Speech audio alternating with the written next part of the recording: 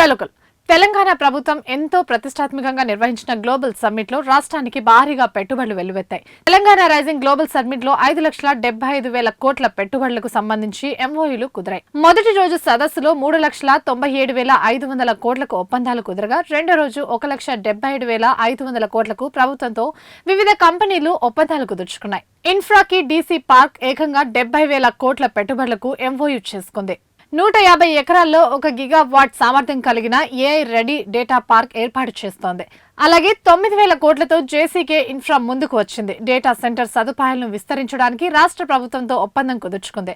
దీనివల్ల 2,000 మందికి ఉద్యోగాలు రానున్నాయి. తెలంగాణ పర్యాటక రంగంలో రెండో రోజు ఏకంగా 7,045 కోట్ల పెట్టుబడులపై ఒప్పందాలు జరిగాయి. ప్రత్యక్షంగా 10,000 మందికి, పరోక్షంగా 30,000 మందికి ఉపాధి లభించనుంది. ఇవి కాకుండా ప్రధానంగా ఐటీ, విద్యుత్, క్రీడలు, పర్యాటకం, అటవీ తదితర శాఖల్లోనూ పెట్టుబడులకు కంపెనీలు ఆసక్తి చూపించాయి.